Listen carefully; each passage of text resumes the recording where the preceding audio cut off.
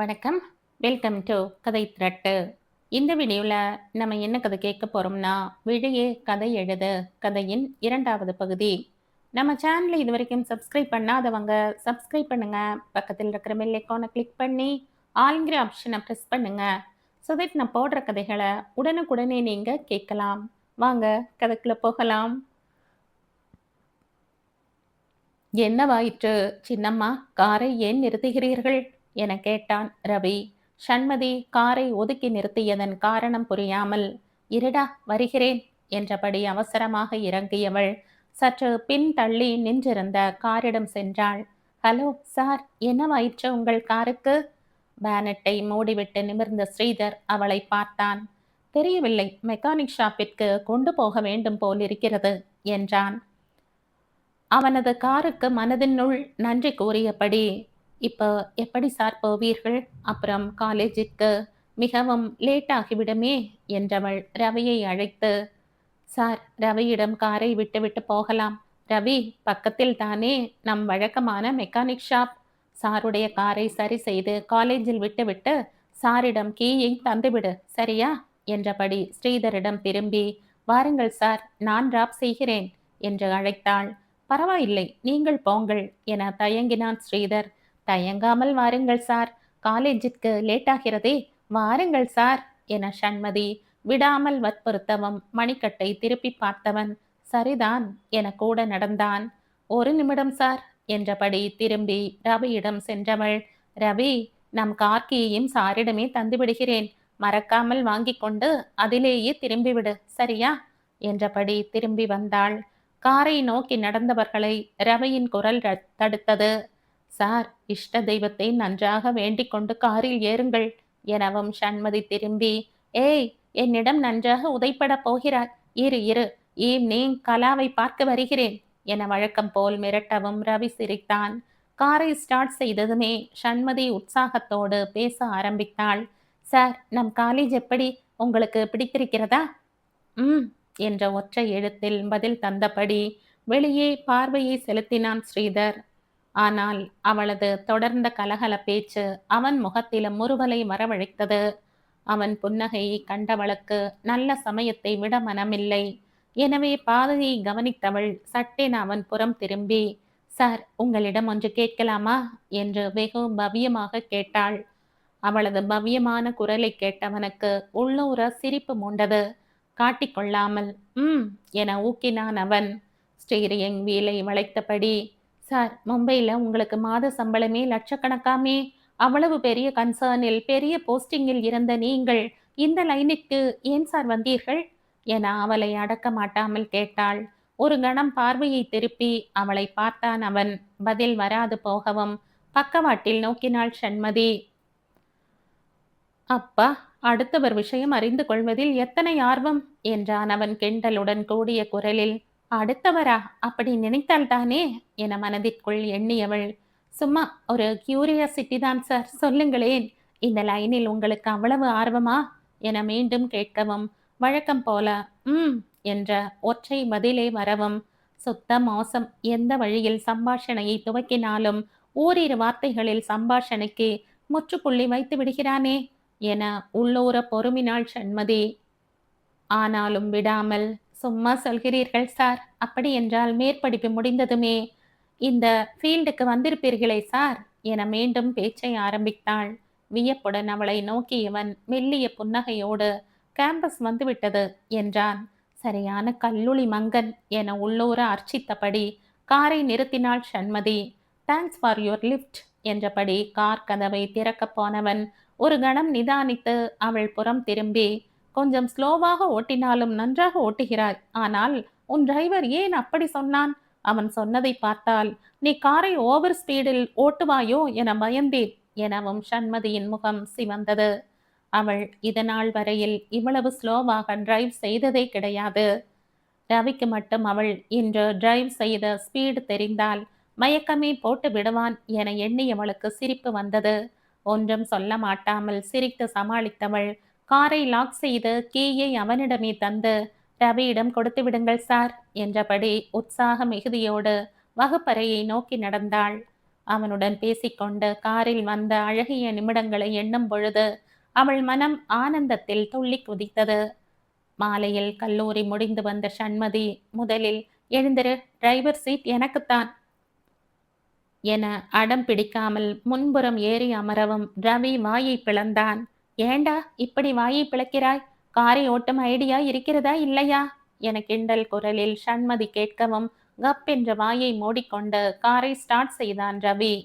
சீற்றில் வசதியாக அமர்ந்து தலை சாய்த்து கண்களை மூடிய சண்மதியின் உள் காலையில் இந்த சீட்டில்தானே ஸ்ரீதர் உட்கார்ந்து வந்தான் என்ற எண்ணம் உள்ளே ஓடவும் குறும்பு சிரிப்புடன் விழிகளை திறந்தாள்.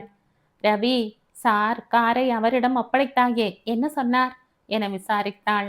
தேங்க்ஸ் என்றார் சின்னம்மா. கார் ரிப்பேருக்கு பணத்தை தந்தார். திடுக்கிட்டு திரும்பினாள் சண்மதி. நீ ஒன்றும் வாங்கிவிடவில்லையே ரவி என அவசரமாக கேட்டாள். நீங்கள் தான் காலையிலேயே பணம் வாங்கக்கூடாதென அவருக்கு தெரியாமல் ஜாடை காட்டி பணமும் தந்துவிட்டீர்களே, மீறி நான் வாங்குவேனா? ஆனால் அவர்தான் நான் மறுக்க மறுக்க பணத்தை என் பாக்கெட்டில் வைத்து விட்டார். என்ன ரவி, நீ மறுத்திருக்க கூடாதா? மறுக்காமல் இருப்பேனா சின்னம்மா? அவர் மிகவும் வற்புறுத்தி வைத்து விட்டார் என்றான் தயக்கத்தோடு ரவி. ஒரு கையால் சட்டை பாக்கெட்டில் இருந்து பணத்தை எடுத்து அவன் அவளிடம் நீட்டவும், வேண்டாம் ரவி, நீயே வைத்துக்கொள். அடுத்த வாரம் உன் குட்டி பையன் பர்த்டே வருகிறதே, ஏதாவது வாங்கி கொடு என்றபடி மீண்டும் சீட்டில் சாய்ந்து விழி மூடிய சண்மதிக்கு காலையில் ஸ்ரீதர் அவளை ஒருமையில் அழைத்தது நினைவு வரவும் அவள் ரோஜா இதழ்களில் அழகிய புன்னகை ஒன்று தவழ்ந்தது. திமிர், அவ்வளவும் திமிர் என வாய்க்குள்ளேயே திட்டிக் கொண்டிருந்த சண்மதியை வியப்புடன் நோக்கினாள் பிரியங்கா. ஏய், என்னவாயிற்று உனக்கு என்ற கேள்வியும் அவளிடம் இருந்து எழுந்தது. பதிலே சொல்லாமல் சண்மதி டெஸ்கின் மீதிருந்த டெக்ஸ்ட் புக்கில் கவனமாக இருப்பதையும் சற்று பொறுத்து மீண்டும் தனக்குள் முணுமுணுப்பதையும் கண்டவள், காலையிலேயே என்னடி வந்தது உனக்கு? யாருக்கு இவ்வளவு அன்பாய் ஆசையாய் அர்ச்சனை செய்கிறாய்? சொல்லிவிட்டு உன் திட்டை கண்டினியூ செய்யேன். வேண்டுமானால் நாங்களும் வந்து உன் லட்சார்ச்சனையில் பங்கு கொள்கிறோம் என கிண்டலடித்தாள். கழுக்கென சாம்பவி சிரிக்கவும் இருவரையும் முறைத்தாள் சண்மதி. பிரியங்காவோ சற்றும் அலட்டி கொள்ளாமல், ஹலோ மேடம், மேட்டரை வாயால் சொல்லாமல் கண்களால் முறைத்தால் எப்படி? உன் பார்வையை படித்தெல்லாம் எங்களால் விஷயத்தை புரிந்து கொள்ள முடியாது. அதற்கெல்லாம் வேறு ஒருவர் வருவார். தேர்ட் அவர் வருவார் என்று நினைக்கிறேன். இப்பொழுது எனக்கு வாயாலேயே சொல்லுங்கள் மேடம் என்று கேட்கவும் பக் என்று சிரித்து விட்டாள் சாம்பவி. போதும் டி, சிரிக்கிற சிரிப்பில் பல் சுளுக்கிக் கொள்ளப் போகிறது என எரிச்சலுடன் முணுமுணுத்தபடி டெக்ஸ்ட் புக்கின் பக்கத்தை புரட்டவும் பிரியங்கா பொறுமை இழந்தாள். அடடா, என்ன புக் இது? டேட்டா மைனிங்கா? நினைத்தேன். இதை அப்புறமாக புரட்டலாம். முதலில் விஷயத்தை சொல்லு. ஏன் இந்த மூட் அவுட்? எல்லாம் உங்கள் அருமை ஸ்ரீதர் சாரால் தான் என்று எரிச்சல் குறையாமலேயே கூறினாள் சண்மதி. புருவங்களை உயர்த்திய சாம்பவி, என்னது எங்கள் ஸ்ரீதர் சாரா? அப்ப உங்களுக்கு? அதுவும் கரெக்ட் தான். எங்களுக்கு அவர் ஸ்ரீதர் சார் தான். பட் உங்களுக்கு அவர் வெறும் ஸ்ரீதர் தானே என குறும்புடன் கூறி சிரித்தாள். மண்ணாங்கட்டி என்றவள், என்ன பவி, எல்லாம் தெரிந்தும் நீயே இப்படி கிண்டல் செய்யலாமா என ஆற்றாமையோடு கேட்டாள். எல்லாம் தெரிந்ததால் தானே கிண்டல் செய்கிறேன் என மீண்டும் கேலி செய்தாள் சாம்பவி. உதவி வாங்க போகிறாய் பவி நீ என்றாள் சண்மதி. பிரியங்கா குறுக்கிட்டு, அப்புறமாக உதைத்து கொள்ளலாம். முதலில் என்னதான் நடந்தது அதை சொல்லி தொலையண்டி என பொறுமை இழக்கவும் அவளிடம் திரும்பினாள் சண்மதி. இன்று காலையில் செமஸ்டர் எக்ஸாம் ஃபீஸ் கட்டிவிட்டு திரும்பி வந்தோம். நம் பவியும் அந்த சுவாதியும் சற்று முன்னால் போக அவர்களுக்கு சற்று முன்னால் அசோக் போனாண்டி. அதே நேரம் எதிரில் ஸ்ரீதர் வருவதைக் கண்ட அசோக் குட் மார்னிங் சொல்லவும் ஸ்ரீதர் சிரித்தபடியே அவனுக்கு விஷ் பண்ணினார்டி. சரி என கன்னத்தில் கை வைத்து கதை கேட்டாள் பிரியங்கா. அப்புறம் பவி விஷ் பண்ணினாள். கூடவே அந்த சுவாதியும் இருவருக்கும் என்ன ஒரு ஃப்ரெஷ்ஷாகவும் பிரிஸ்காகவும் விஷ் பண்ணினாள் தெரியுமா என சொல்லிக்கொண்டே வந்த சண்மதியின் பேச்சில் குறுக்கிட்டாள் பிரியங்கா. என்ன ஷண்மினி, நாங்கள் எல்லாம் யார்? அவரோட ஸ்டூடெண்ட்ஸ் தானே. எங்களுக்கு சின்னதாக அவர் சொல்கின்ற குட் மார்னிங்குக்கெல்லாம் பொறாமைப்படலாமா? நீ இவ்வளவு பெரிய பொசசிவ் கேரக்டரா என்ன என்று சமாதானப்படுத்தவும் தலையில் அடித்து கொண்டாள் சண்மதி. என் பிரியமான முந்திரி கொட்டையே, முழுவதும் கேட்டுவிட்டு அப்புறம் தீர்ப்பு வழங்கு. முதலில் நடந்ததை முழுவதுமாக என்னை சொல்ல விடு எனவும் பிரியங்கா அசடு வழிய, சரி சரி சொல்லிடி என்றாள். இவர்கள் எல்லோருக்கும் சற்று பின் தள்ளி வந்து கொண்டிருந்தான். நான் விஷ் பண்ணிய பொழுது மட்டும் ஏதோ பெரிய சக்கரவர்த்தி தன் கடைநிலை பணியாள் வணக்கம் வைத்தால் எப்படி தலையசைத்து விட்டு செல்வாரோ அதேபோல் என்னிடம் மட்டும் கெத்தாக தலையசைத்துவிட்டு போகிறார். அவள் புலம்பியதை கேட்டு சட்டென சிரித்து விட்டாள் பிரியங்கா. ச்சு, இவ்வளவுதானா என கேட்டு மீண்டும் சிரிக்கவும், சிரிக்காதேடி ப்ரீ, எனக்கு வந்த ஆத்திரத்திற்கு அப்படியே அப்படியே என சுவாரஸ்யமாக கேட்டாள் பிரியங்கா. சாம்பவி குறுக்கிட்டு, அப்படியே என்ன அப்படியே, மேடம் அப்படியே லெஃப்ட் திரும்பி ஸ்டெப்ஸ் ஏறி இப்படி கிளாஸில் உட்கார்ந்து லட்சார்ச்சனை செய்து பொழுதை கழிக்கிறார்கள் என உதடு பிதுக்கி சிரிக்கவும், அதுதானே நம் ஷண்மிக்கு என்றுதான் கோபம் வந்திருக்கிறது, என்று வருவதற்கு என்ற பிரியங்காவும் சிரித்தாள். ரொம்பவும் சிரிக்காதீர்கள் டி, அன்று ஜஸ்ட் ஃபியூ செகண்ட்ஸ் குருவியை வேடிக்கை பார்த்தேன் என்று எப்படி கேள்வி மேல் கேள்வி கேட்டு என்னை ஒரு வழியாக்கினார் என்று ஸ்ரீதர் வரட்டும் கவனித்துக் கொள்கிறேன் என பொறுமினாள் சண்மதி. தேர்ட் ஹவர் அவன் வந்த பொழுதும் விரைப்பாகவே தான் இருந்தாள். வழக்கம் போல் அவன் அட்டெண்டன்ஸ் எடுக்க அவன் பக்கம் செல்ல முயன்ற கண்களை பிடிவாதமாக கட்டுப்படுத்தியபடி டெஸ்கின் மீதிருந்த தன் கரங்களில் பார்வையை பதித்தபடி அமர்ந்திருந்தாள். மார்க்கரை எடுத்தபடி போர்டு பக்கம் திரும்பிய ஸ்ரீதருக்கு சண்மதி கோபமாக அமர்ந்திருப்பதையும் அதன் காரணமான காலை சம்பவத்தையும் நினைத்து உள்ளூர சிரிப்பு மூண்டாலும் காட்டிக்கொள்ளாமல் பாடம் நடத்த துவங்கினான். பாடம் நடத்த ஆரம்பித்தவுடன் அவள் கோபத்தை எல்லாம் மூட்டை கட்டி தூர வைத்துவிட்டு கிளாஸை கவனமாய் கவனிப்பதையும் அவள் போர்டு பக்கம் திரும்பும் சமயங்களில் எல்லாம் அவ்வப்பொழுது மற்றவர்களிடம் திரும்பி ஏதாவது பேசிக்கொண்டும் சிரித்து கொண்டும் வம்பு செய்பவள் என்று தன் குறும்புத்தனத்தை வெளிக்காட்டாமல் அக்கம் பக்கம் திரும்பாமல் வெகு மும்முரமாக நோட்ஸ் எடுப்பதை கண்டவன் அடுத்து வரப்போவதை அறிந்தாலும் காட்டிக்கொள்ளாமல், okay students, mining multimedia database over, then we discuss about எனும் பொழுதே ஷண்மதி எழுந்தாள். What's your doubt Shanmathi? Sir, I can't understand the multidimensional analysis of multimedia database. It's simple Shanmathi என்றபடி அவன் அவளுக்கு புரியும்படி எக்ஸ்பிளைன் பண்ணவும், sorry sir, I am not clear. How is possible sir என்று மீண்டும் மடக்கி மடக்கி கேள்விகள் கேட்கவும் தோழியர் ஒருவரையொருவர் பார்த்து புன்னகைத்து கொண்டனர். நன்றாக புரிந்தும் புரியாத மாதிரி கேள்வி கேட்பதென்பது இதுதாண்டி பவி, பாரேன் எவ்வளவு டீப்பாக டாப்பிக்கை அனலைஸ் பண்ணி கேள்வி கேட்கிறாள் என சாம்பவியின் காதை கடித்தாள் ஷீத்தல். ஸ்ரீதர் சாரும் சளைக்காமல், எவ்வளவு கிளியராக எக்ஸ்பிளைன் செய்கிறார் பாரேன், டாப்பிக்கை இவ்வளவு டீப்பாக இருவரும் டிஸ்கஸ் பண்ணுவதும் சுவாரஸ்யமாகத்தான் இருக்கிறது என்ற அதே மெல்லிய தொனியில் ஷீத்தலிடம் கூற இருவருமே புன்னகைத்து கொண்டனர். கிட்டத்தட்ட 15 நிமிடங்களுக்கும் மேலான பிறகுதான் அவனை விட்டாள் சண்மதி. ஏ ஷண்மி, இது போல் ஒரு நாள் நம் பிரபு சாரிடம் இப்படி கேள்வி மேல் கேள்வி கேட்டால் போதும், மனுஷன் அம்பேல், கிளாஸை விட்டென்ன காலேஜை விட்டே ஓடி விடுவார், நாமும் தப்பித்து நிம்மதியாக இருப்போம் என மற்றவர் அறியாமல் கிசுகிசுத்து சிரித்தாள் சாம்பவி. மணிக்கட்டை திருப்பி பார்த்தான் ஸ்ரீதர். இனி எங்கே நெக்ஸ்ட் டாபிக் நடத்துவது, நாளைதான் என எண்ணியபடி மார்க்கரை மூடி வைத்தவன் வகுப்பறை வாயிலில் வெல்டன் மிஸ்டர் ஸ்ரீதர் என்ற பாராட்டு குரல் கேட்கவும் வியப்புடன் திரும்பினான். அங்கே சேர்மன், காலேஜ் செக்ரட்டரி, பிரின்சிபல் மற்றும் தங்கள் ஹெச்ஓடி நிற்பதை கண்ட மாணவ மாணவிகள் பணிவுடன் எழுந்து நிற்கவும் வாயிலில் நின்றிருந்தவர்கள் உள்ளே நுழைந்தனர். வெரி குட் ஸ்ரீதர், ரொம்ப இன்ட்ரெஸ்டிங்காக கிளாஸ் எடுக்கிறீர்கள். 20 நிமிடங்களாக வெளியே தான் நின்றோம். 10 நிமிடங்கள் தான் உங்கள் கிளாஸுக்கு ஒதுக்கி இருந்தேன். பட் உங்கள் கிளாஸ் முடியும் வரை எங்களால் நகர முடியவில்லை என மனமாற பாராட்டியபடி அவன் கையை பற்றி குலுக்கினார் சண்முக பிரகாஷ். தேங்க்யூ சார் என சிரித்த Sridhar, it's my duty sir என்றான் சாதாரணமாக.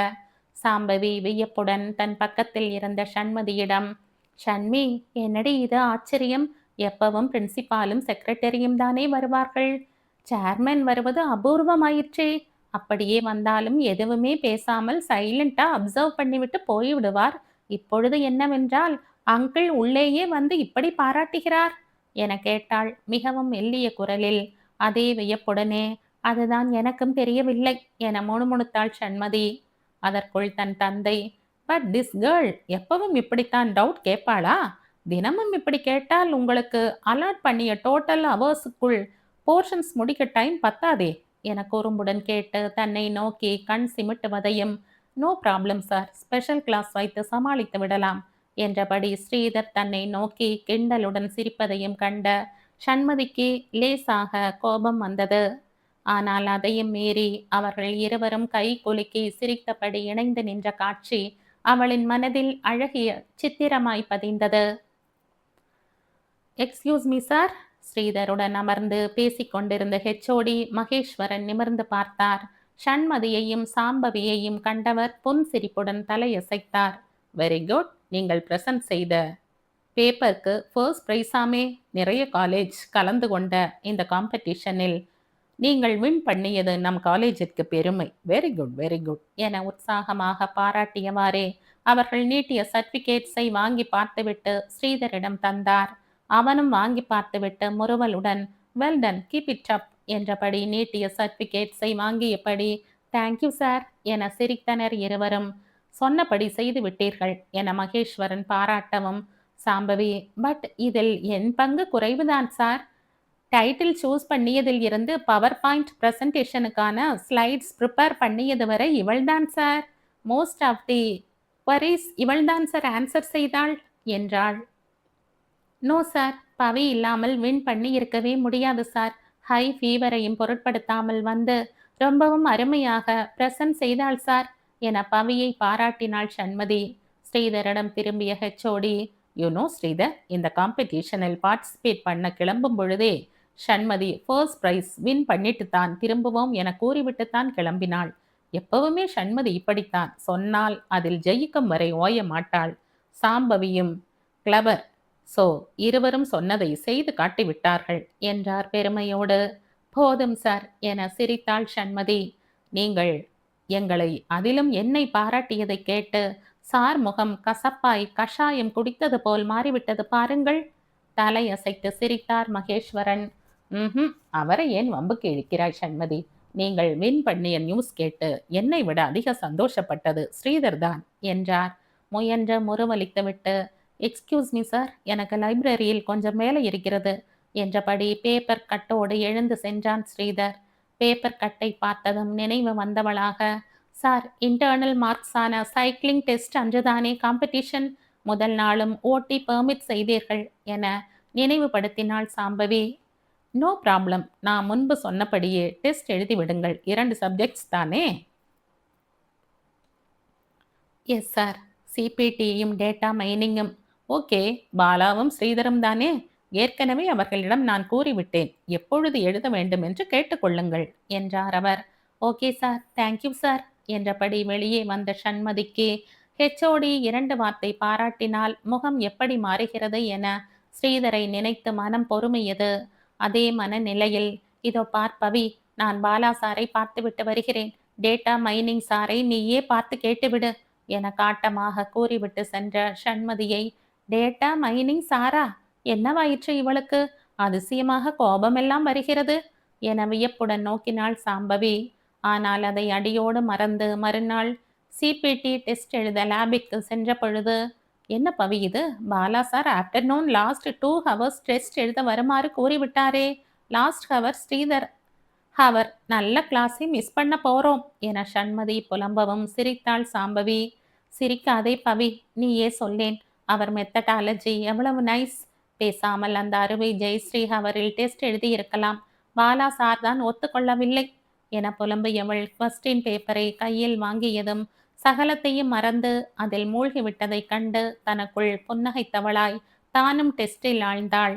டெஸ்ட் முடிந்து பேப்பரை கொடுத்துவிட்டு வந்தவள் மீண்டும் புலம்ப தயாராகவும், சாம்பவி, ஏய், முதுகிலேயே 4 போடுவேன், ஒழுங்க வாடி என மிரட்டி இழுத்து கொண்டு சென்றாள். வீட்டுக்கு கிளம்பும் பொழுது, பவி, ஸ்ரீதர் கரெக்ஷன் செய்த டெஸ்ட் பேப்பர் தான் தந்தாராம், ஒன்றும் நடத்தவில்லையாம் என குழந்தையாய் குதூகலப்பட்டவளிடம், கடவுளே, ஏண்டி இப்படி இருக்கிறாய், ஒழுங்கா கிளம்புடி, நாளைக்கு டெஸ்ட்டுக்கு ப்ரிப்பேர் பண்ணுகிற வழியை பாருடி என சிரித்தபடி வழி அனுப்பி வைத்தாள் சாம்பவி. மறுநாள் ஃப்ரீயாக இருந்த லேபிற்கு டெஸ்ட் எழுத சென்றிருந்த பொழுது கொஸ்டின் பேப்பரை தந்துவிட்டு கிளாஸ் இல்லாததால் ஸ்ரீதரும் அங்குதான் அமர்ந்து அடுத்த நாள் வகுப்புக்கான நோட்ஸ் எடுத்து கொண்டிருந்தான். சுற்றுப்புறம் மறந்து படிப்பிலே ஆழ்ந்தவர்களாய் இருவரும் டெஸ்ட் எழுதி கொண்டிருக்கும் பொழுது குப் என்று மூக்கை துளைத்த சென்ட் ஸ்மெல் சண்மதியின் முகத்தை சுளிக்க வைத்தது. தலை உயர்த்தி பார்த்த பொழுது அவள் எண்ணியது போல் ஜெயஸ்ரீ மேம் தான். எப்பவுமே இது ஏன் ஸ்ரீதரை தேடி தேடி வந்து பேசுகிறது என உள்ளுக்குள் சலித்து கொண்டாள். ஹலோ சார், கிளாஸ் இல்லையா உங்களுக்கு என உற்சாகமாக ஜெயஸ்ரீ கேட்கவும் சண்மதிக்கு எரிச்சல் வந்தது. பார்த்தாலே தெரியவில்லையா, கிளாஸ் இருந்தால் இங்கு எப்படி அமர்ந்திருப்பாராம் என உள்ளூர பொறுமைய சண்மதிக்கு இந்த ஹவர் செகண்ட் இயர் ஐடிக்கு போக வேண்டும், சரோஜினி மேம் போர்ஷன் முடிக்கவில்லை என்று என் ஹவரை கேட்டார்கள், கொடுத்து விட்டேன் என முகத்தில் புன்முறுவலோடு ஸ்ரீதர் பதில் தரவும் முகத்தில் புன்னகையை பார் என்று சண்மதிக்கு எரிச்சல் மேலும் அதிகரித்தது. எப்படியோ போங்கள் என்பது போல மீண்டும் குனிந்து எழுத ஆரம்பித்தவளுக்கு பேனா மக்கர் செய்யவும் இப்பொழுது தன் மீதே எரிச்சல் வந்தது. அவளிடம் இப்பொழுது வேறு பேனாவும் இல்லை. கையோடு எடுத்து வந்திருந்த எக்ஸ்ட்ரா பேனாவையும் அச்சோ ஷண்மி, என் பெண்ணை மறந்து கிளாஸ்லேயே வைத்துவிட்டு வந்து விட்டேனடி, இனி 3 மாடி ஏற வேண்டும், ப்ளீஸ் டி உன் பெண்ணை தா என சாம்பவி கேட்கவும் கொடுத்து விட்டாள். வேறு வழி இல்லை என்றபடி எழுந்து சார் என்று அவன் முன் போய் நிற்கவும் அதற்குள் முடித்து விட்டாயா, என்னம்மா சரியாக படிக்கவில்லையா என வேண்டுமென்றே புருவம் உயர்த்தி அவன் அதிகப்படியாய் ஆச்சரியம் காட்டி அக்கறையாய் விசாரிக்கவும் உள்ளூர பல்லை கடித்தாள் சண்மதி.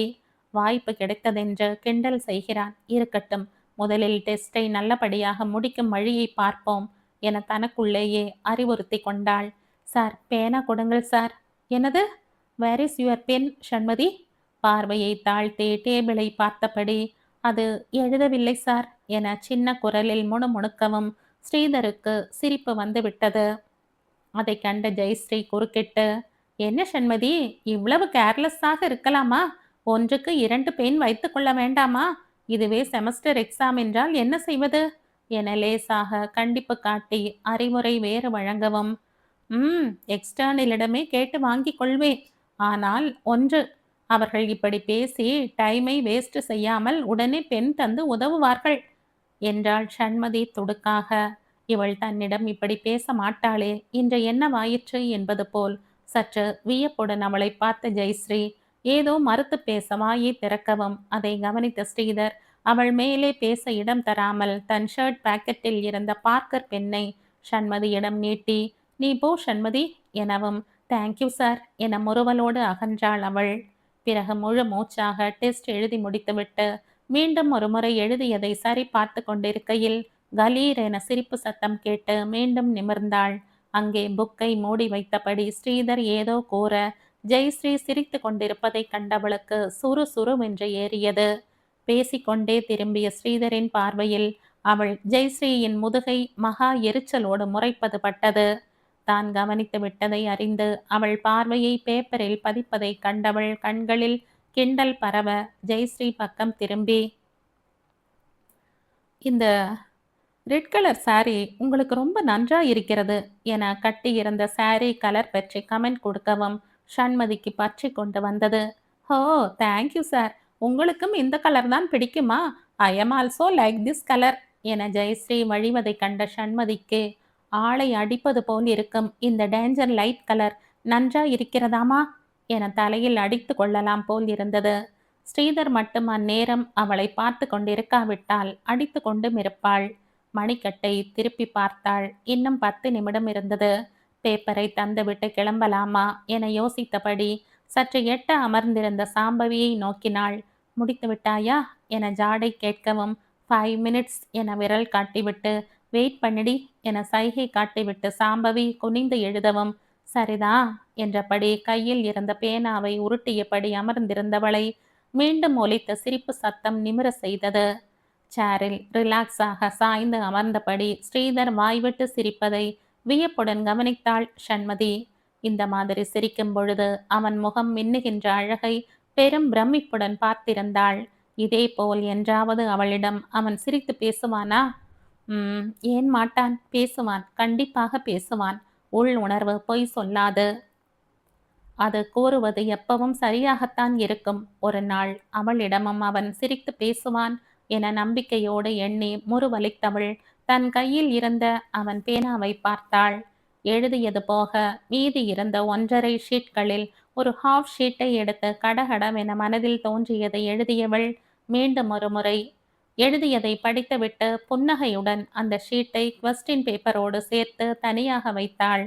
கிளாஸிற்கு எடுத்து செல்ல அதற்குள் சாம்பவியும் முடித்துவிட இருவரும் பேப்பரை எடுத்துக்கொண்டு பின் பின் செய்வதற்கு ஸ்டாப்லர் பின்னை அது இருக்கும் வெள்ளை ட்ரேயில் தேடினால் அதை காணோம். அவர்கள் தேடுவதை கவனித்த ஸ்ரீதர், சண்மதி, பிரபு சார் எடுத்துக்கொண்டு போனார், திரும்ப வைக்க மறந்துவிட்டார் போல, அவர் டேபிளில் இருக்கும் பார் எனவும் சண்மதி டிபார்ட்மெண்ட்டிற்கு சென்று பின்னை எடுத்துக்கொண்டு வரவும் 5 நிமிட டீ பிரேக் முடிந்து 3rd ஹவர் ஆரம்பிக்கவும் சரியாக இருந்தது.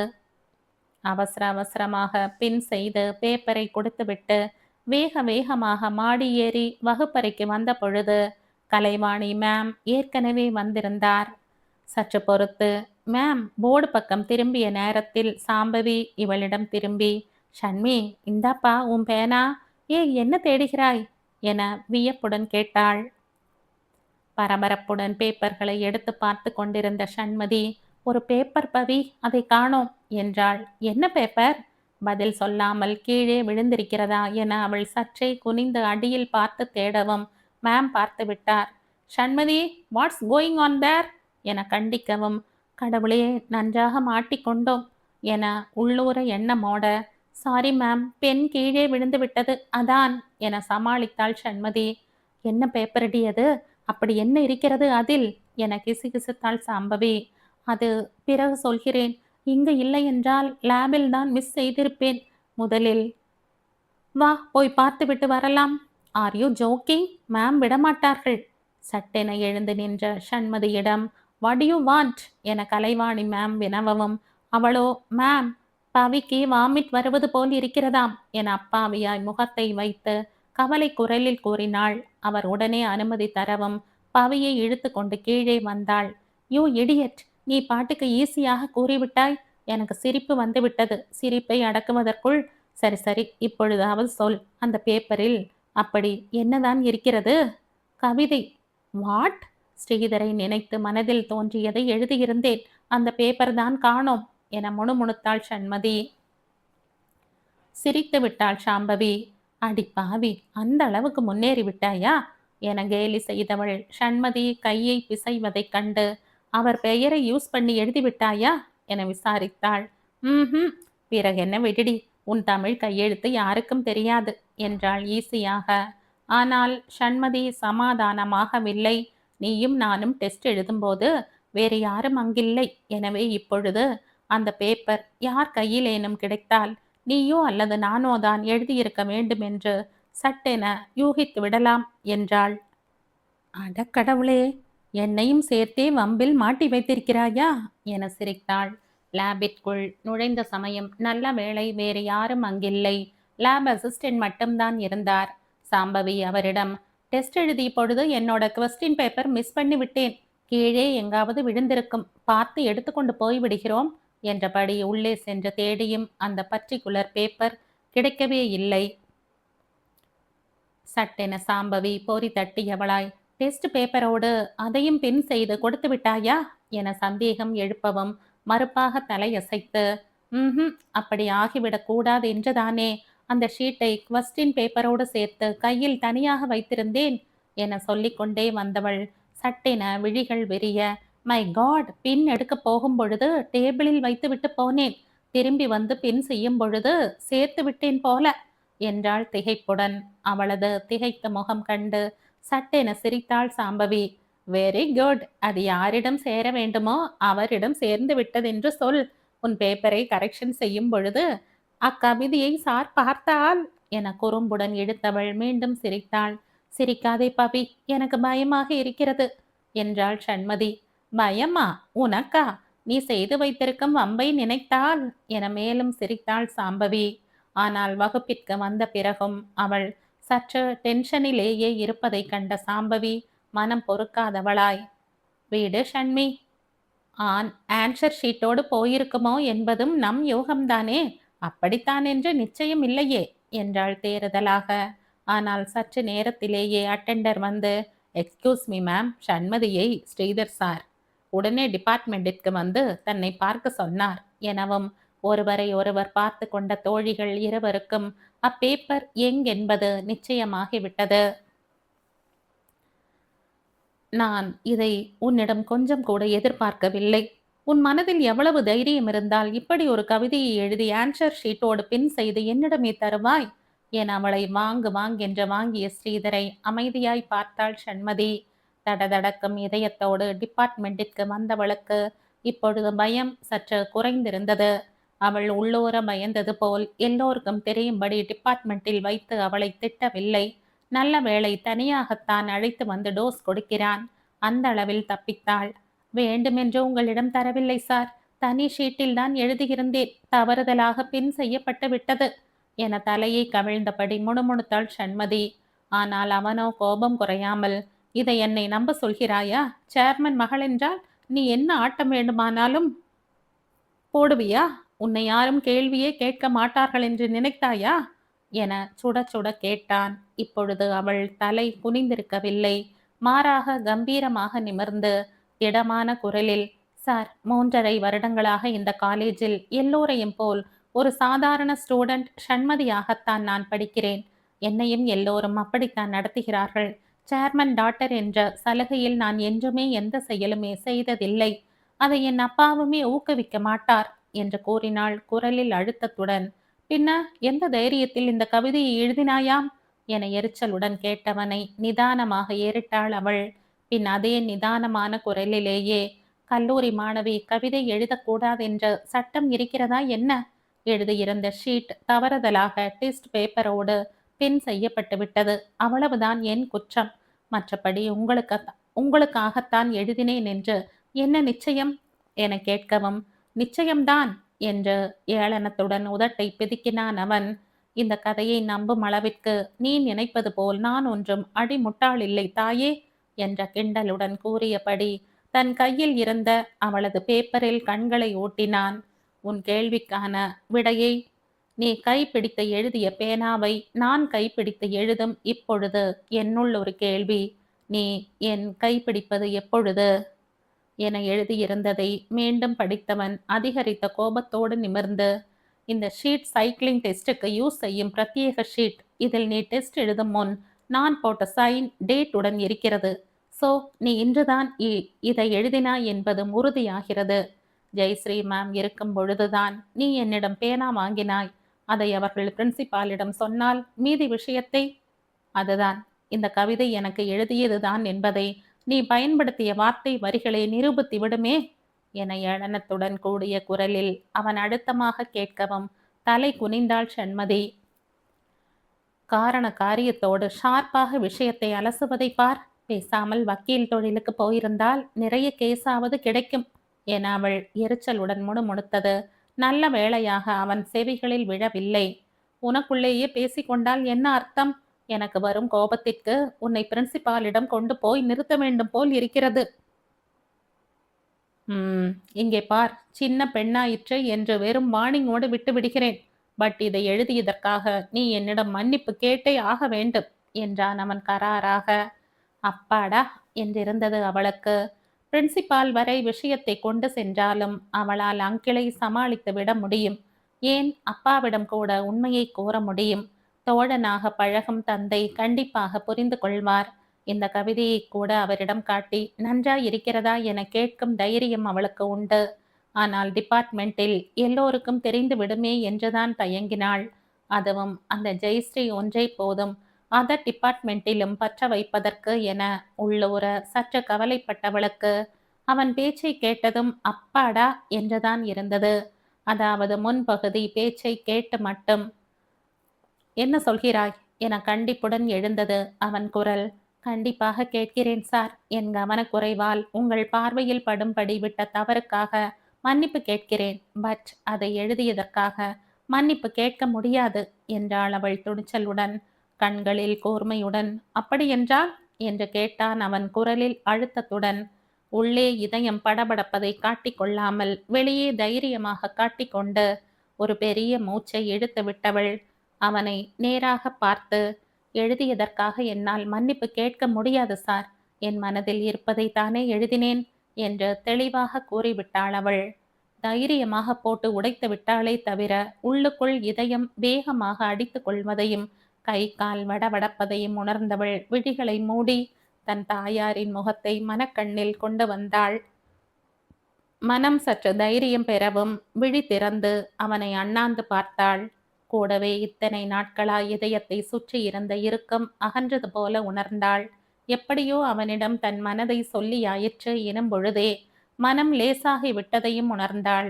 இனி என்ன சொல்கிறானோ சொல்லட்டும் என்ற ரீதியில் விழி உயர்த்தி அவனை பார்த்தபடி அமைதியாய் நின்றாள். பொங்கிய கோபத்தில் முகம் சிவக்க, இந்த பேச்சுக்காகவும் நீ என்னிடம் மன்னிப்பு கேட்க வேண்டும் சண்மதி என்று எச்சரித்தான் அவன். முகத்தில் மறுப்பை வெளிப்படையாக காட்டியபடி, பேப்பரை பின் செய்ததற்காக மட்டும்தான் என்னால் சாரி சொல்ல முடியும் என்றாள் தீர்மானமாக. அப்படியென்றால் இதை பிரின்சிபாலிடம் கொண்டு போவதை தவிர எனக்கு வேறு வழி இல்லை என்றான் அவன். நான் ரெடி என்றாள் அவளும் பிடிவாதமாக. அவ்வளவும் திமிர் என்ற எரிச்சலுடன் அவளை முறைத்தான் அவன்.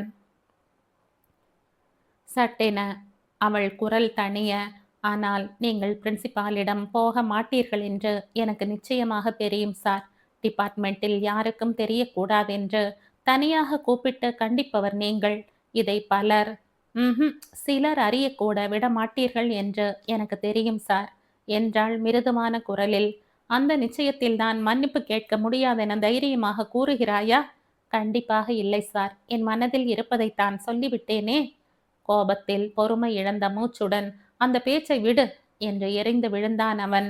நான் உன் குரு ஸ்தானத்தில் இருப்பவன். நீ என் மாணவி என்பதை மறக்காதே.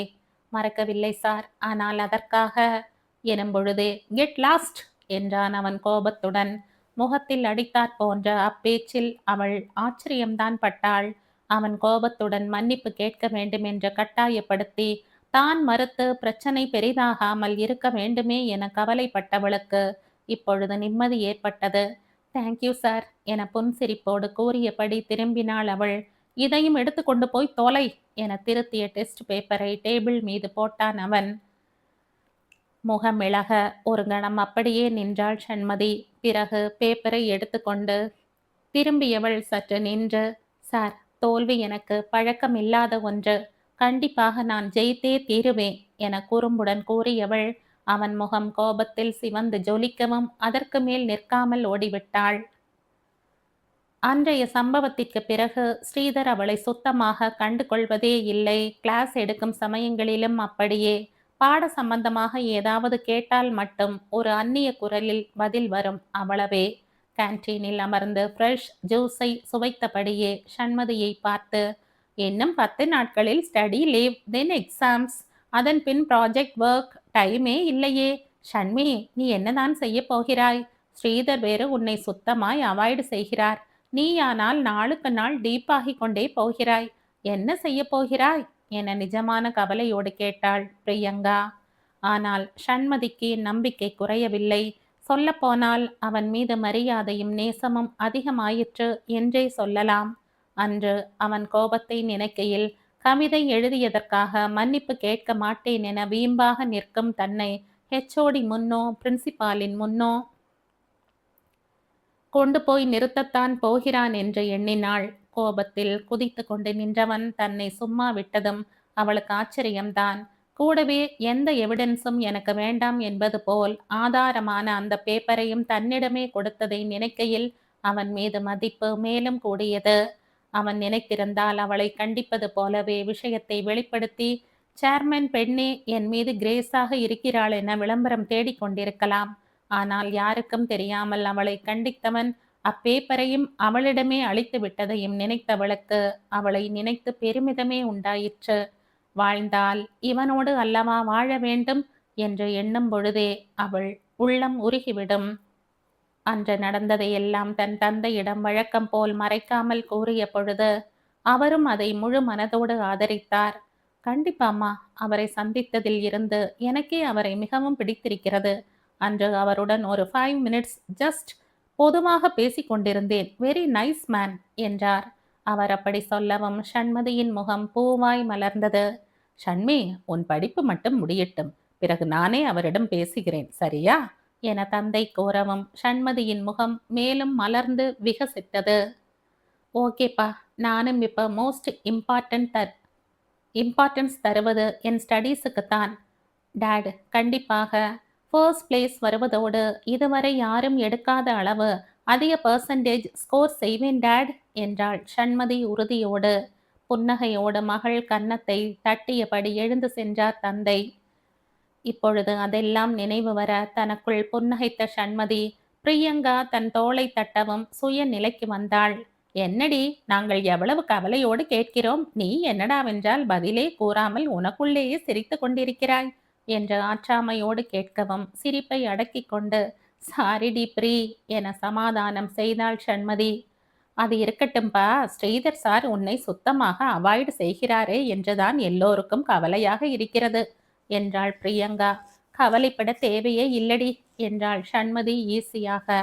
எந்த நிச்சயத்தில் இப்படி சொல்கிறாய் ஷண்மி என சாம்பவி அக்கறையோடு கேட்கவும் பதில் ஏதும் சொல்லாமல் முறுவலித்தாள் சண்மதி. போன வாரத்தில் ஒரு நாள் வகுப்பில் அவன் நோட்ஸ் டிக்டேட் செய்ய செய்ய எல்லோரும் குனிந்து எழுதி கொண்டிருந்தனர். ஒரே சீராக ஒலித்து கொண்டிருந்த அவனது குரலை வழக்கம் போல் உள்ளூர ரசித்தபடி எழுதி கொண்டிருந்த சண்மதி சட்டென பிறந்த குறும்புடன் பேனாவை மூடி வைத்துவிட்டு இடது கையை டெஸ்கிலும் வலது கையை கன்னத்திலும் வைத்தபடி அவனையே விழிகளில் நேசம் பெருகி வழிய பார்த்து கொண்டிருந்தாள். டிக்டேட் செய்து கொண்டிருந்தவன் எதேச்சையாக இவளது விழிகளை சந்தித்துவிட பார்வையை விலக்கிக் கொள்ள மாட்டாமல் பார்த்தது பார்த்தபடியே அப்படியே திகைத்து நின்று விட்டான். நல்ல வேளை குனிந்து எழுதி கொண்டிருந்தவர்கள் மௌனம் உணர்ந்து நிமிர்வதற்குள் தலையை குலுக்கி தன்னை சுதாரித்தபடி டிக்டேட் செய்ய துவங்கிவிட்டான். சண்மதிக்கோ உள்ளம் சிறகடித்து பறந்தது. அதில் இருந்த சண்மதிக்கு நம்பிக்கை அதிகமாயிற்று. சரி, எங்கே போய்விடப் போகிறான்? நான் உன் குரு ஸ்தானத்தில் இருப்பவன், நீ என் மாணவி என்றானே. படிப்பு முடியட்டும், பிறகு பேசிக்கொள்ளலாம் என நம்பிக்கையோடு திட்டமிட்டாள் சண்மதி. சட்டென தோளில் பலமான அடி விழவும் திடுக்கிட்டு கலைந்தாள் சண்மதி. அடிக்கடி இப்படி காணாமல் போனால் என்ன அர்த்தம்? எங்கள் கவலை புரியவில்லையா உனக்கு? ஸ்ரீதர் சார் விஷயமாக நீயும் ஒரு முயற்சியும் எடுக்க காணோம். அவரும் உன் பக்கம் திரும்புவதில்லை. மேற்கொண்டு நீ என்ன செய்ய போகிறாய் ஷண்மி என கேட்ட ஷீத்தலை பார்த்து ஸ்டைலாக தோளை குலுக்கினாள் சண்மதி. டோன்ட் வரி மை ஃப்ரெண்ட்ஸ், இனி இவரிடம் பேசி பிரயோஜனமில்லை. நான் வேறு ஒரு பிளான் வைத்திருக்கிறேன் என்றாள் மர்ம குரலில். என்னடி அது? சஸ்பென்ஸ் என சிரித்தாள் சண்மதி. பெரிய சஸ்பென்ஸ், சொல்லிடி என அவர்கள் வற்புறுத்தியும் அவள் சொல்லவில்லை. சக்சஸ் ஆன பிறகுதான் சொல்வேன் என்று விட்டாள். பே பண்ண அவள் பர்ஸை திறந்த பொழுது தெரிந்த பேனாவை பார்த்த ஷீத்தல், இது சாரிடம் சுட்ட பேனாதானே என்று கேட்க என சிரித்தாள் சண்மதி. அன்றைய சம்பவம் நடந்த மறுநாள் பளிச்சென்ற புன்னகையோடு அவன் முன் ஒரு புது பார்க்கர் பெண்ணோடு போய் நின்றாள் சண்மதி. சாரி சார், உங்களது பேனா மிஸ் ஆகிவிட்டது sir. I am really sorry sir. தோ அச்சு அசலாய் உங்கள் பெண் போலவே புது பெண் சார் என வெகு பவ்யமாய் நீட்டவும் அதை வாங்காமல் அவளை நேராக பார்த்தவன் பொய் என்றான் நிதானமாக. ஐயோ நிஜம் சார், அந்த பெண் என் அம்மா பிரசன்ட் செய்த பெண். எனக்கு ரொம்பவும் சென்டிமெண்ட் பெண் அது. ஒழுங்காக தந்துவிடு சார். என்னிடம் இருந்தால் தந்துவிட மாட்டேனா என்றவள் பக்கத்தில் இருந்த ஜெயஸ்ரீயிடம் திரும்பி, மேம், நீங்கள் சொல்லுங்கள் மேம். யாராவது பழைய பெண்ணை வைத்து கொண்டே புது பெண் வாங்குவார்களா? நீங்களே சொல்லுங்கள். நான் காணாமல் போனது பேனா காணாமல் போனது என் தப்புதான். நான் தான் சாரி கேட்கிறேனே என தனிவாக கூறினாள். சாரி சொன்னால் சரியாகிவிடுமா? ச, கொஞ்சம் கூட பொறுப்பில்லாமல் என ஸ்ரீதர் திட்டவும் சண்மதி மீண்டும் ஜெயஸ்ரீயிடம் திரும்பினாள். மேம், நீங்கள் சொன்னால் சார் கேட்பார்கள். எனக்காக கொஞ்சம் எடுத்து சொல்லுங்கள் மேம் என ஐஸ் வைக்கவும் உச்சி குளிர்ந்த ஜெயஸ்ரீயும் தெரியாமல் மிஸ் செய்து விட்டாள் சார். ரொம்பவும் வருத்தப்படுகிறாள். பரிகாரமாக புது பெண் வேறு வாங்கி கொண்டு வந்திருக்கிறாள். வாங்கி கொள்ளுங்கள் சார் எனவும் அவளை வைத்துக்கொண்டு சண்மதியிடம் வேறு எதுவும் பேச முடியாதவனாக அப்பெண்ணை வாங்கிக் கொண்டான் ஸ்ரீதர். அன்றைய நினைவில் இன்றும் முறுவல் அரும்ப மீண்டும் பேனாவை பார்த்தாள் சண்மதி. கடவுளே, நீதானப்பா எல்லாவற்றையும் நல்லபடியாக நடத்தி தர வேண்டும் என்று மிகுந்த பக்தி சிரத்தையோடு வேண்டியபடி பிரசாதத்தை நெற்றியில் இட்டு கொண்டாள் சண்மதி. சொல்லப்போனால் எக்ஸாம் சமயங்களில் கூட அவள் இவ்வளவு டென்ஷனோடு கடவுளிடம் சரண் புகுந்ததில்லை. சற்று ஓரமாக ஒதுங்கி அமர்ந்தபடி மணிக்கட்டை பார்த்தவள் செல்லை எடுத்து கால் செய்தாள். ராகவ், நீ எங்கே இருக்கிறாய்? நான் வந்து அரை மணி நேரத்திற்கும் மேலாகிவிட்டது. உன்னை கரெக்டாக 9க்கெல்லாம் இங்கே இருக்க வேண்டும் என்று சொன்னேனா இல்லையா என படபடக்கவும் அந்த புறம் ராகவ் அழுத்து கொண்டான். என்னப்பா நீ, இந்த ஃப்ரைடே கவர்மெண்ட் ஹாலிடே ஆயிற்றே, நிம்மதியாக தூங்கலாம் என்றால் விடுகிறாயா நீ? சரி சரி, திட்டாதே. 10 நிமிடங்களில் நான் அங்கிருப்பேன் எனவும் சற்று சமாதானப்பட்டு செல்லை ஆஃப் செய்தாள் சண்மதி. சொன்னபடி 10 நிமிடங்களில் வந்தானா என்றால் அதுவும் இல்லை. மேலும் 5 நிமிடங்கள் கழிய பொறுமை இழந்தவளாக மீண்டும் கால் செய்தாள் சண்மதி. மடையா, எவ்வளவு நேரம்? எங்கே இருக்கிறாய்? என்னது, கோவிலுக்கு வெளியே வா, உள்ளே வருவதற்கென்ன? அவனோ ரொம்பவும் கூலாக, ஷண்மி, இங்க ஒரு கிரீன் சுடியை பார்த்தேன், ரொம்ப அழகா இருந்ததா, அதான் டைம் பாஸ் என இழுக்கவும் பல்லை கடித்தாள் சண்மதி. ராகவ், என்னிடம் அடிவாங்க போகிறாய். நீ வருவதற்குள் அவர்கள் கிளம்பி விடுவார்கள் போலிருக்கிறது. போயும் போயும் உன்னை நம்பி இந்த வேலையை உன்னிடம் ஒப்படைத்தேன் பார், என்னை சொல்ல வேண்டும் என கோபத்தில் தொடங்கி புலம்பலில் முடிக்கவும், டோன்ட் வொரி ஷண்மி, நான் சும்மா உன்னை சீண்டினேன், நான் மேலேதான் வந்து கொண்டிருக்கிறேன் என்றான் அவன் சமாதானமாக. சீக்கிரம் வா என்றவள் திடீரென்று மூண்ட சந்தேகத்துடன், ஏய், சொன்னதெல்லாம் ஞாபகம் இருக்கிறது தானே என வினவினாள். உடனே ராகவ் ரோஷத்துடன், என்னப்பா நீ என்னை ரொம்பத்தான் மட்டம் தட்டுகிறாய்? நேற்று முழுக்க படித்து படித்து சொல்லி இருக்கிறாய், மறக்குமா? நேராக மேலே வந்து சுவாமி தரிசனம் செய்துவிட்டு சமர்த்தாக வீட்டுக்கு சென்று விட வேண்டும், அவ்வளவுதானே. ஆனால் ஷண்மி, சர்க்கரை பொங்கல் சுண்டல் ஏதாவது தந்தால் வாங்கி சாப்பிடலாமா கூடாதா என நீ சொல்லவே இல்லையே. சாப்பிட்டு விட்டே போகலாமா ஷண்மி என ஆர்வமாக கேட்டவன், யூ யூ உன்னை என ஷண்மதி பல்லை கடிக்கவும் சிரித்தான். சிரிக்காதேடா, I am very serious. Note செய்து கொள். லாவெண்டர் கலர் மைசூர் சில்க், கையிலே பிளாக் பர்ஸ். அவர்தான் ஸ்ரீதரோட அம்மா. நீ ஆளை மாற்றி வம்பு பண்ணி விடாதே, பின்னாலேயே நானும் வந்து கொண்டிருப்பேன். சரி சரி, அவர்கள் கிளம்பி விட்டார்கள், நான் வைத்து விடுகிறேன் என்று செல்லை ஹேண்ட்பேக்கினுள் போட்டவள் சாதுவாக தானும் கீழே இறங்கினாள். அவர்களது திட்டப்படியே வேக வேகமாக ஏறி வந்த ராகவ் அப்பெண்மணி சற்றும் எதிர்பாராத வேளையில் சட்டென இடித்து விடவும் அவர் தடுமாறி விழப்போனார். இதற்காகவே காத்திருந்த சண்மதி கை தேர்ந்த கிரிக்கெட் வீரனைப் போல் சற்று தாவி அப்பெண்மணியை தாங்கிக் கொண்டாள். அப்பொழுதும் லேசாக தடுமாறியவரை ஆதரவாய் பிடித்தபடி, யூ இடியட், பார்த்து வருவதற்கென்ன, கண் என்ன முதுகிலா இருக்கிறது, ஸ்டூபிட் ஃபெலோ என தாண்டி கொண்டு மேலேறி கொண்டிருந்த தன் நண்பனை சண்டைக்கு இழுக்கவும் வியப்புடன் திரும்பினான் அவன். இடித்துவிட்டு கடகடவென்று யாரும் கேள்வி கேட்கும் முன் எஸ்கேப் ஆகிவிட வேண்டும் என்பதுதானே பிளான். இப்பொழுது இவளென்ன சண்டைக்கு வருகிறாளே? இது பிளானில் இல்லாத பகுதியாக அல்லவா இருக்கிறது? ஏய், என்ன பார்வை, இப்படித்தான் இடிப்பதா? நான் மட்டும் பிடிக்கவில்லை என்றால் இவர் இந்நேரம் படிகளில் உருண்டிருப்பார் தெரியுமா? ஆட பாவி, என்ன ரியலாக சீன் போடுகிறாள் என்றெண்ணிய ராகவ் தானும் நடிப்பில் சளைத்தவன் இல்லை என காட்டிவிட வேண்டியதுதான் என்று முடிவு கட்டிக்கொண்டு ஸ்ரீதரின் தாயாரின் பக்கம் திரும்பி, சாரி ஆண்டி, தெரியாமல் இடித்து விட்டேன், அவசரமாக மேலே போக வேண்டியிருந்தது, அதுதான் என்று வெகு பவ்யமான குரலில் விளக்கம் அளித்தான். நீ அவசரமாக மேலே போக வேண்டும் என்பதற்காக இவர்களை மேலே அனுப்ப பார்த்தாயே. ச, உன்னை போன்ற ஆட்களை எல்லாம் ஈவ் டீசிங்கில் பிடித்து உள்ளே போட வேண்டும் என்றாள் சண்மதி விடாமல். ஈவ் டீசிங்கா? என்னதான் நடிப்பென்றாலும் இது ரொம்ப ஓவர்தான் என சிரிப்போடு எண்ணிய ராகவும் சளைக்காமல், வாட், ஈவ் டீசிங்கில் பிடித்து உள்ளே போடுவாயா? இது உனக்கே கொஞ்சம் ஓவராக இல்லை?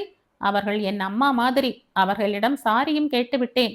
நீ என்னவோ உன்னை இடித்தது போல் கதறுகிறாய்.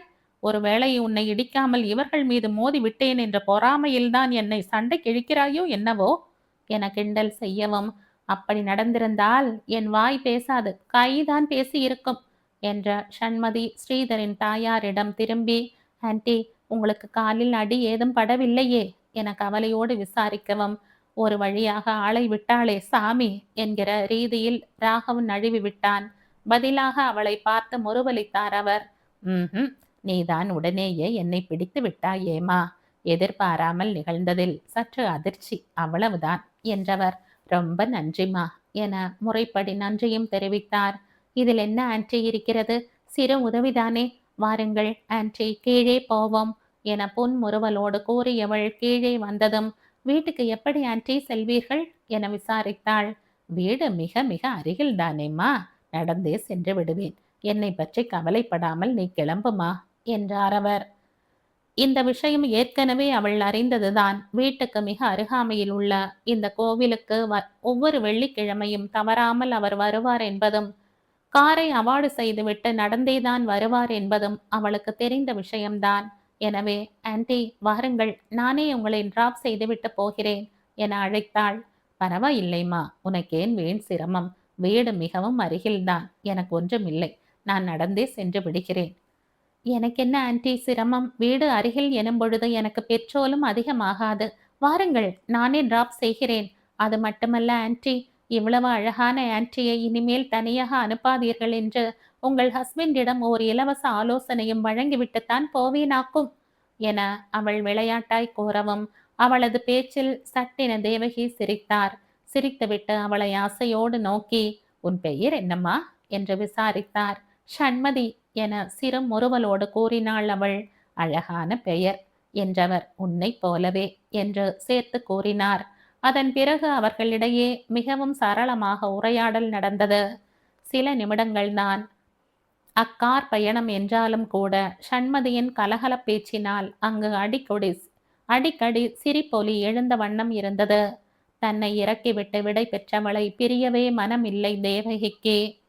அவளுடன் இன்னும் சற்று நேரம் கழிக்க வேண்டும் போல் எழுந்த ஆவலை உணர்ந்து உள்ளூர ஆச்சரியப்பட்டவராய், என்னம்மா நீ இவ்வளவு தூரம் உதவி செய்துவிட்டு வீட்டிற்கு கூட வராமல் செல்கிறாயே, வந்துதான் ஆக வேண்டும், அங்கிளை நீ சந்திக்க வேண்டாமா, வா வா என்றபடி தன் அப்பார்ட்மெண்ட்டிற்கு அழைத்து சென்றார்.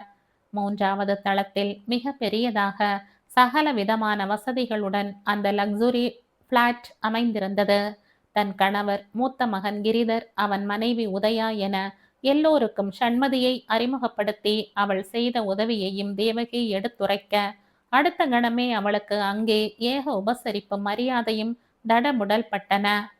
ரொம்ப தேங்க்ஸ் மிஸ் ஷண்மதி, நீங்கள் மட்டும் சமயத்தில் அம்மாவை விழுந்து விடாமல் பிடித்திருக்காவிட்டால் படிகளில் அம்மா, மை காட், உங்கள் உதவிக்கு மிக்க நன்றி மிஸ் ஷண்மதி என கிரிதர் மனமாற நன்றி கூறிய பொழுது உள்ளூர ஷண்மதிக்கு மனம் மிகவும் குன்றியது. மனதிற்குள் அவர்கள் அனைவரிடமும் மன்னிப்பு கேட்டபடி, ப்ளீஸ், இது ரொம்ப சின்ன விஷயம், இதை பெரிதுபடுத்தாதீர்கள் என்றாள் குரலில் மன்றாடலுடன். அதற்குள் உதயா கொண்டு வந்து தந்த பானத்தை வாங்கி கொண்டாள். அனைவருமே அவளிடம் மிகவும் சகஜமாக உரையாடவும் ஷண்மதிக்கு அவர்கள் புதியவர்கள் என்ற தடை மறைந்தது. மாமா, அடுத்த வாரத்தில் இருந்து அத்தையோடு கோவிலுக்கு நீங்களும் சென்று வாருங்கள். இனிமேல் அவர்களை தனியாக அனுப்ப வேண்டாம் என்றாள் உதயா. போகலாம், பட் அப்புறம் அழகான பெண்கள் எல்லாம் என் மேலே வந்து மோதுவார்கள், அதான் என்ன செய்வதென்று யோசிக்கிறேன் என்றார் வாசுதேவன் ரொம்ப பிகவாக. ஆஹாஹாஹா, இப்படியெல்லாம் கூட பகல் கனவு இருக்கிறதா உங்களுக்கு? கவலையே படாதீர்கள் அப்பா, பகல் கனவு பலிக்கவே பலிக்காது. அப்படியே தப்பி தவறி கனவு பலித்து பார்வை தெரியாமல் யாராவது மோதிவிட்டால் கூட கீழே விழாமல் அம்மா உங்களை காப்பாற்றி விடுவார்கள் என கிரிதர் வாரினான். கீழே விழுவது கிடக்கட்டும், என் மீது மோதும் பெண்களோடு உன் அம்மா பொறாமையில் வெந்து கருகி சண்டைக்கு போய்விடுவாள் என்ற பயத்தில் அல்லவா நான் தயங்குவது என விடாமல் வாசுதேவன் கூறவும் கேட்டுக்கொண்டிருந்த ஷண்மதிக்கு சிரிப்பு வந்து விட்டது. நோட் திஸ் பாயிண்ட் ஆன்டி, இனி அங்கிளை தனியே எங்கும் அனுப்பிவிடாதீர்கள் என்றாள் போட்டு கொடுப்பது போல. வந்து அரை மணி நேரத்திற்குள் அனைவரும் அவளை ஒருமையில் அழைக்கும் அளவிற்கு பழகிவிட்டாள் ஷண்மதி. பேச்சும் சிரிப்புமாக அந்த சூழ்நிலையில் உற்சாகம் நிரம்பி இருந்தது. ஏதோ வேலையாக தன் அறையில் இருந்து அப்பொழுதுதான் வெளியே வந்த ஸ்ரீதர் அங்கே ஷண்மதியை கண்டு நம்ப முடியாமல் திகைத்தான். தன் வீட்டு ஹாலில் தன் வீட்டு உறவினர்களோடு அமர்ந்து வெகு சகஜமாக பேசி சிரித்து கொண்டிருக்கும் அவளை அங்கு அவன் சுத்தமாய் எதிர்பார்க்கவில்லை. புதியவர்களிடம் எளிதில் ஒட்ட மறுக்கும் தன் அண்ணன் மகன் விக்னேஷ் அவள் மடியில் சுகமாய் அமர்ந்திருப்பது அவனது திகைப்பை அதிகப்படுத்தியது. அதற்குள் அவனை கண்டுவிட்ட தேவகி, ஸ்ரீதர் இந்த பெண் என அறிமுகப்படுத்த தொடங்குவதை கூட கவனிக்காமல், சண்மதி நீ இங்கே எங்கே என திகைப்புடன் வினவினான். சண்மதியும், சார் நீங்கள் இங்கு? அப்படியென்றால் இது உங்கள் வீடா சார் என முகத்தில் மிகவும் ஆச்சரியம் காட்டி வினவினாள். கேட்டு முடித்ததுமே ஆச்சரியத்தை ரொம்பவும் அதிகப்படியாக முகத்தில் காட்டிவிட்டோமோ என்று சிறு கவலை வேறு முளைக்கவும், கண்டுபிடித்து விட்டானோ என்று அவன் முகத்தை அண்ணாந்து பார்த்தாள். அவனோ தன் தாயார் அவளை பற்றி கூறுவதை கவனமாய் கேட்டு கொண்டிருந்தான்.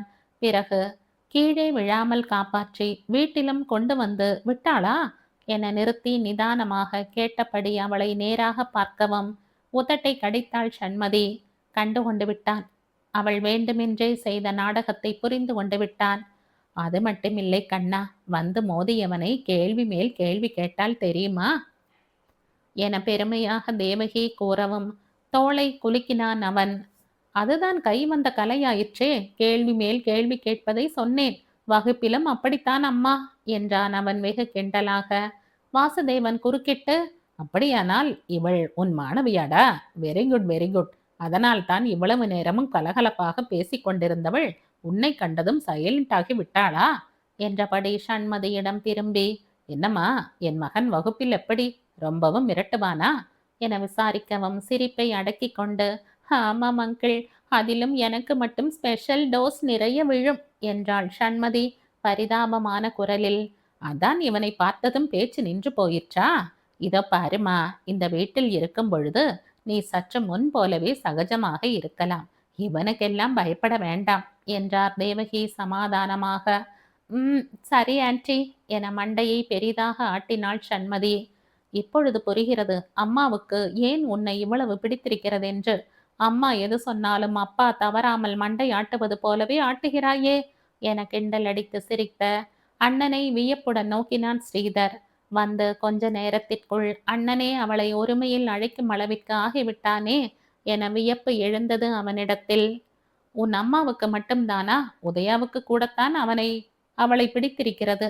உன்னை போலவே தலையாட்டுவதால் என வாசுதேவன் கிரிதரை வாரவும், போதும்பா, நம் மானத்தை நாமே வாங்கிக் கொள்ள வேண்டாம் என கவலையாய் கிரிதர் கூறவும் மீண்டும் அங்கே சிரிப்பலை எழுந்தது.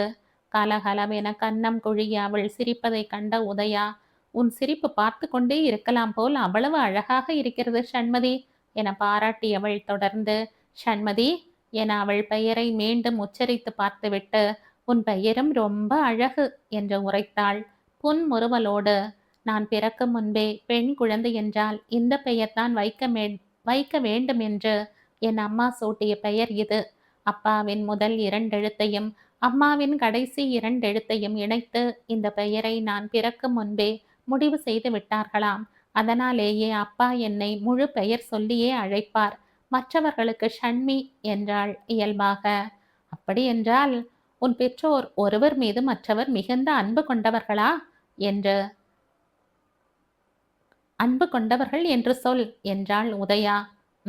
உண்மைதான். இருவரும் ரொம்ப ஒற்றுமையாய் பாசமும் பிரியமுமாகத்தான் வாழ்ந்தார்களாம் என் அத்தை சொல்வார்கள். அதிலும் என் அம்மாவுக்கு எப்பவும் சிரித்த முகம்தானாம் என்றாள் சண்மதி மிருதுவாகிவிட்ட குரலில். திடுக்கிட்டு போய் அவளை திரும்பி பார்த்தான் ஸ்ரீதர். மற்றவர்களும் திகைப்புடன் நோக்கி, அத்தை சொல்வார்கள் என்றால் சண்மதி உன் அம்மா உனக்கு என தடுமாறவும் அவளோ தடுமாறாமல், நான் பிறந்த அன்றே என் அம்மாவை இழந்து விட்டேன் ஆன்டி என்றவள் மற்றவர்கள் முகங்களை பார்த்துவிட்டு, அச்சச்சோ, நீங்கள் இப்படி வருத்தப்படுவீர்கள் என்றால் நான் சொல்லி இருக்கவே மாட்டேனே. என்ன அங்கிள், நீங்கள் கூடவா என்றாள் தேறுதலாக. அவள் அருகில்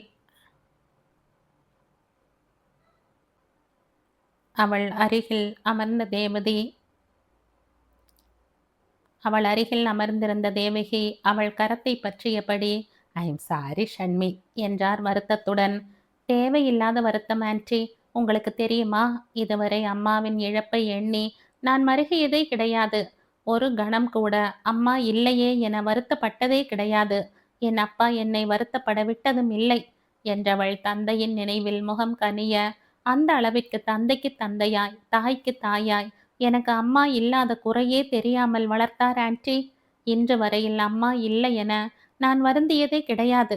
எனக்கு எல்லாமே என் அப்பாதான், என் கைடு, என் வெல் விஷர், ஏன் என் மிக சிறந்த நண்பனும் என் அப்பாதான். என் அம்மாவையும் நான் அவர் உருவிலே காணும் பொழுது அம்மா இல்லாத குறை எனக்கு எப்படி தோன்றும்? இப்பவும் ஏதாவது வெற்றி, குட் நியூஸ் என்றால் என் அம்மா படத்தின் முன் நின்று மனதோடு அதை பற்றி அம்மாவோடு பேசுவோம். அதே சமயம் நானும் அப்பாவுமாக எங்கள் பொழுது கலகலப்பாக மகிழ்ச்சியும் சிரிப்புமாக கழியும் பொழுது அம்மா இதை மிஸ் பண்ணி விட்டார்களே என்றுதான் தோன்றுமே தவிர அம்மாவின் இழப்பை உணர்ந்து நான் வருத்தப்பட்டதே இல்லை. அதற்கு என் தந்தை விட்டதும் இல்லை என குரலில் பெருமையும் பிரியமும் வழிய சண்மதி கூறவும், வாசுதேவன், எனக்கு உன் தந்தையை நேரில் பார்த்து பாராட்ட வேண்டும் போல் இருக்கிறது ஷண்மி, அம்மா இல்லை என்று வருத்தப்பட்டதே இல்லை என்றாயே, அந்த ஒரு வாக்கியத்தின் பின்னே உன்னை வளர்க்க உன் தந்தை எவ்வளவு சிரத்தை எடுத்து கொண்டிருக்க வேண்டும் என்று தெரிகிறது.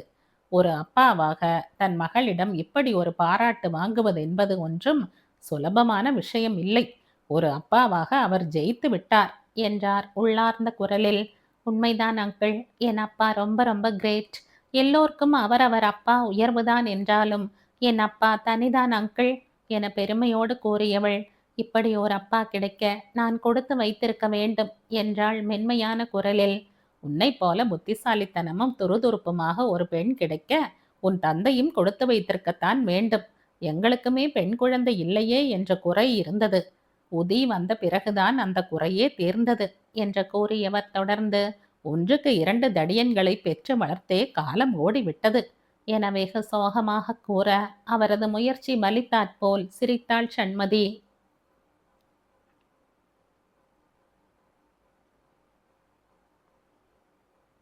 இந்த கதையின் தொடர்ச்சியை அடுத்த பதிவில் கேட்கலாம். நன்றி.